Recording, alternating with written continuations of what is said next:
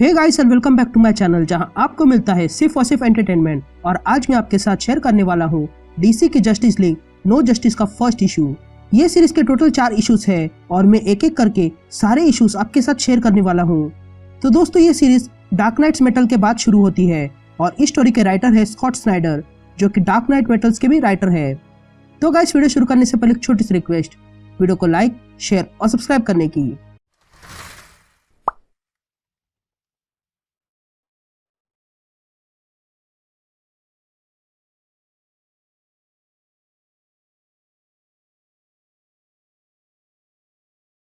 तो कहानी की शुरुआत में हम यूनिवर्स देखते हैं जहां पर हमें किसी की आवाज सुनाई देती है जो कहता है कि टाइम इमोरियल से ग्रीन लैंटर्न कोर को एक जिम्मेदारी दी है कि वो 3600 स्पेस सेक्टर में पीस कायम रखे। इन ग्रीन लैंटर्न कोर्स ने ब्लैकेस्ट नाइट से लेकर ब्राइटेस्ट डे तक सारी मुश्किलें झेली है, लेकिन आज जो उनके साथ होने वाला है वो पहले कभी उन्होंने देखा नहीं होगा। तब हम सारे ग्रीन लैंटर्न्स को देखते हैं जो कहीं पर इकट्ठा हुए थे। तभी हैल जॉर्डन कहता है कि लगता है सारे लैंटर्न्स को गार्डियंस ने बुलाया है, जिस पर जॉन स्टुअर्ट कहता है कि ये देखकर ऐसा लग रहा है कि हमें और लैंटर्न्स बुलाने पड़ेंगे इस दरार को सील करने के लिए और ये हमें जल्दी करना होगा। तभी हैल जॉर्डन जॉन से पूछता है कि ऐसा क्या है दूसरी तरफ, जिस पर जॉन हैल जॉर्डन को बताता है कि एक कॉस्मिक ओशन है जिसमें डिस्ट्रक्टिव एनर्जी है और जिस किसी को हमने वहां पर भेजा था वो डिसइंटीग्रेट हो गया है। जिस पर हैल जॉर्डन जॉन से कहता है कि तुम्हें तो पता है हमने ये जानबूझ के नहीं किया था, हमें ये करना पड़ा था ताकि डार्क मल्टीवर्स को रोका जा सके और वैसे भी ये छोटी सी दरार है, इससे क्या बिगड़ेगा। जिस पर गाय गार्डनर कहता है कि ये छोटी सी दरार नहीं है, ये सोर्स वॉल है और तुम और तुम्हारी जस्टिस लीग के कारण ही ये भसड़ फैली हुई है।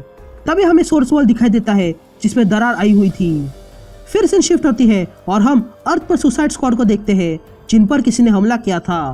तभी डेडशॉट वॉलर से कांटेक्ट करता है और कहता है वॉलर क्या तुम सुन सकती हो, जिस पर वॉलर कहती है कि मुझे कंफर्मेशन चाहिए। जिस पर डेडशॉट कहता है कि ये वही है और हम पर अटैक हुआ है। तब हम देखते हैं कि किसी चीज ने सुसाइड स्क्वाड के मेंबर्स को बांध के रखा था। तभी वॉलर पूछती है कि वहां और कितने इनकर्शन साइट्स है, जिस पर डेडशॉट कहता है कि यहाँ पर बहुत सारे हैं। तो वही दूसरी तरफ टाइटन्स और टिन टाइटन्स पे अटैक होता है और उन लोगों को भी किसी चीज ने पकड़ कर रखा था।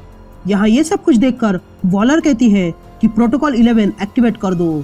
तब हम देखते हैं कि वो चीज कोई और नहीं बल्कि ब्रेनियक था जिसने जस्टिस लीग, टीन टाइटन्स और सुसाइड स्क्वाड को बांध के रखा था। तभी ब्रेनियक कहता है कि तुम सब लोग अपने बारे में बहुत सोचते हो, लेकिन ब्रेनियक जानता है कि तुम्हें क्या चाहिए और तुम लोगों को मेरी बात सुननी चाहिए जब मैं कहूँ कि तुम लोग इन सब के लिए तैयार नहीं हो।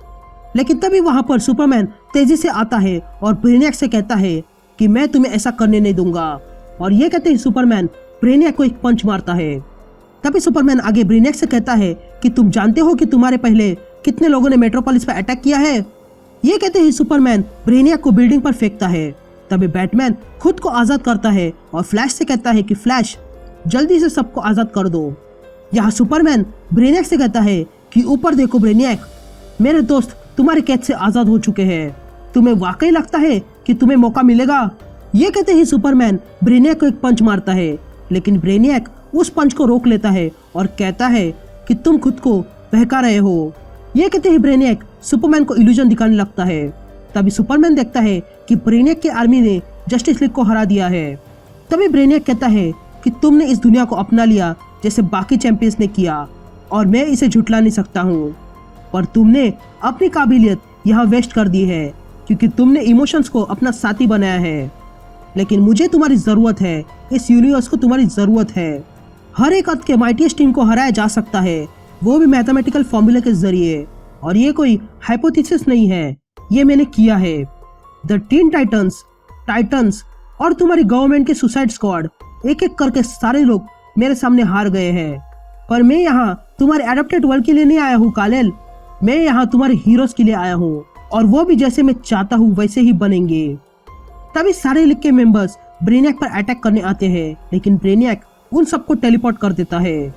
फिर हम देखते हैं कि बीस्ट बॉय, स्टारफायर, ज़टाना और हार्ली क्विन कहीं पर जाग जाते हैं। तभी बीस्ट बॉय कहता है कि ब्रेनियक हमें मार डालेगा, लेकिन तभी हार्ली क्विन बीस्ट बॉय पर अटैक करने के लिए आगे आती है लेकिन जटाना उसे रोक लेती है और कहती है कि बीस्ट बॉय सही कह रहा है। तभी बीस्ट बॉय कहता है कि सबसे पहले हमें ढूंढना होगा कि हम कहाँ पर हैं। लेकिन जटाना कहती है कि सबसे पहले हमें यहाँ से बाहर निकलना होगा। तभी हार्ली क्विन दीवार में से कुछ वायर्स निकालती है और उन वायर्स से छेड़छाड़ करने लगती है और कहती है कि अगर यहाँ पर उसकी सुसाइड स्क्वाड होती तो उन लोगों ने अब तक दीवारों में बड़ा छेद कर दिया होता। लेकिन तभी हार्ली क्विन को एक तेज झटका लगता है। तभी जटाना अपनी पावर से वहां डोर ओपन करती है और सब लोग बाहर आ जाते हैं। तभी स्टारफायर को वहां पर किसी की आवाज आती है। यहाँ दूसरी तरफ रॉबिन डॉक्टर फेथ से कहता है कि एक बार और कहो शांत रहने के लिए और फिर देखना मैं क्या कर सकता हूँ। तभी मार्शियन मैनहंटर रॉबिन से कहता है कि डॉक्टर फेथ से झगड़ना बंद करो क्योंकि वो मल्टीवर्स के पावरफुल सॉर्सरर में से एक है। लेकिन सबसे पहले हमें ब्रेनियाक को ढूंढना होगा और ये पता करना होगा कि हमें यहाँ पर क्यों लाया गया है और कौन कौन है। जिस पर डॉक्टर फेथ कहता है कि मार्शियन सही कह रहा है क्योंकि मुझे कुछ और बुरा आते हुए दिखाई दे रहा है और हमें यहाँ रुककर हमारे सवालों के जवाब मिल जाएंगे। जिस पर रॉबिन डॉक्टर फेथ से पूछता है कि क्या तुम्हें वाकई लगता है कि मेरे पिताजी यहाँ बैठकर जवाब की राह देखते? वो जहाँ कहीं भी होंगे वहां पर वो दुश्मनों से लड़ रहे होंगे। ये कहते ही रॉबिन वहां से जाने लगता है लेकिन वो किसी से टकरा जाता है। तब हम देखते हैं कि वहां पर ब्रेनियाक आ चुका था और उसके साथ wonder woman, Batman, cyborg, flash और सुपरमैन थे।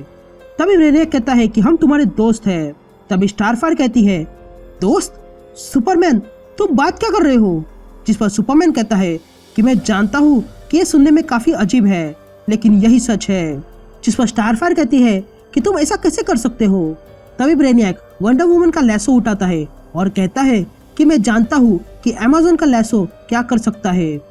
जिस पर वंडर वुमन स्टारफायर से कहती है कि ब्रेनियाक सच कह रहा है। तभी ब्रेनियाक कहता है कि मेरे पास समय नहीं था इन सब के लिए, इसलिए ऐसे लाना पड़ा। तभी रॉबिन बैटमैन से कहता है कि आप इस पर कैसे भरोसा कर सकते हो? जिस पर बैटमैन ब्रेनियाक से कहता है कि ब्रेनियाक, तुम वो सारी बातें बताओ जो तुमने हमसे कही थी। तब ब्रेनियाक सबको 4 एंटिटीज दिखाता है और कहता है कि सबसे पुराने बीइंग यूनिवर्स के एक मिथ है जो किसी सिविलाइजेशन और उनके लैंग्वेज से भी पुराने हैं और वो मिथ है 4 भाइयों की जो पावरफुल कॉस्मिक गॉड है और हर एक के पास अपनी एक एनर्जी है और उन्हें ओमेगा टाइटन्स कहा जाता है जिनके नाम है एंथ्रोपी, विजडम, वंडर और मिस्ट्री। ये चारों को यकीन था कि उनकी कोर एनर्जी डोमिनेंट पावर है किसी इंटेलिजेंट लाइफ की और इसी बात को सच करने के लिए उन लोगों ने हर एक वर्ल्ड में एक कॉस्मिक एनर्जी के सीड को प्लांट किया।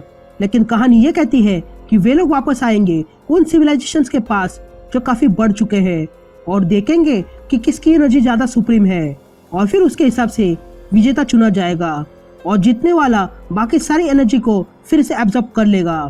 तभी मार्शन हार्ली से कहता है कि हमारे यहाँ यही कहानी बताई जाती थी, सिर्फ उसमें 4 मदर होते थे। जिस पर ब्रेनियाक कहता है कि ये कोई बच्चों की कहानी नहीं है, वो ब्रदर्स मेरे होम प्लैनेट पर आ चुके हैं और इस बार उनमें से एक प्लैनेट को निगलने वाला है और ये सब सोर्स वॉल टूटने के कारण हुआ है और वो इतनी तेजी से काम कर पा रहे हैं। जॉन जोन्स वे लोग तबाही फैलाने के लिए तैयार है और वे लोग तब तक नहीं रुकेंगे जब तक कुछ भी ना बच जाए।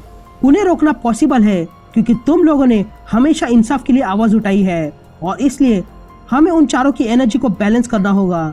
इसलिए मैंने तुम लोगों की 4 टीम्स बनाई है जो ओमेगा टाइटन्स के हर एक एनर्जी को दर्शाती है।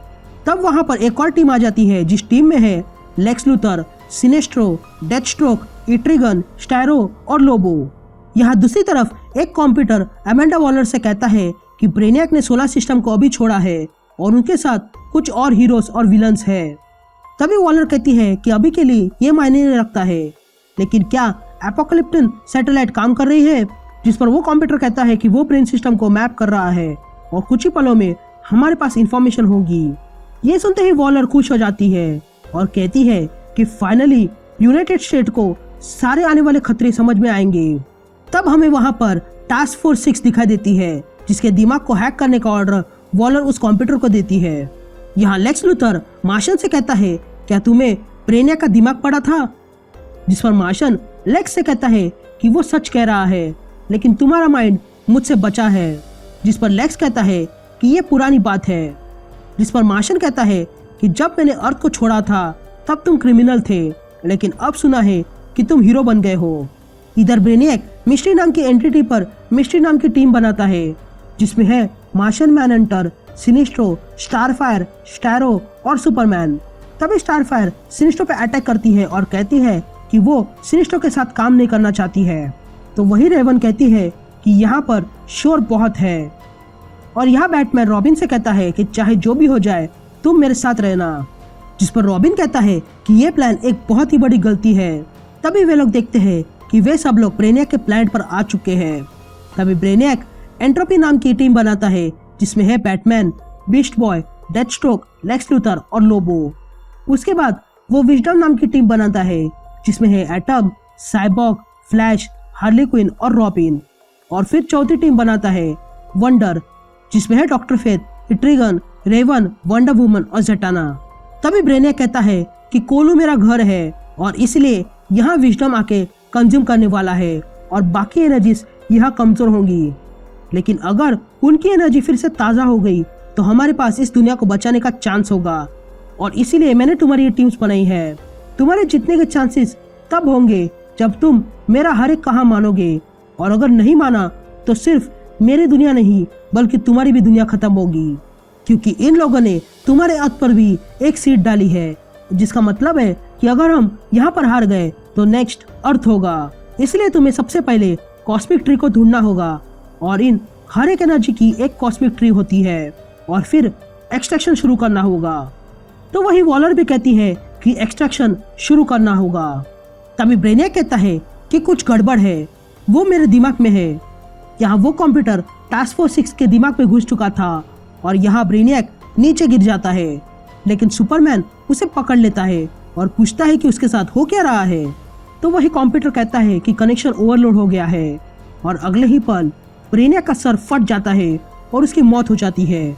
और ये देखकर सारे हीरोज और विलन हैरान थे।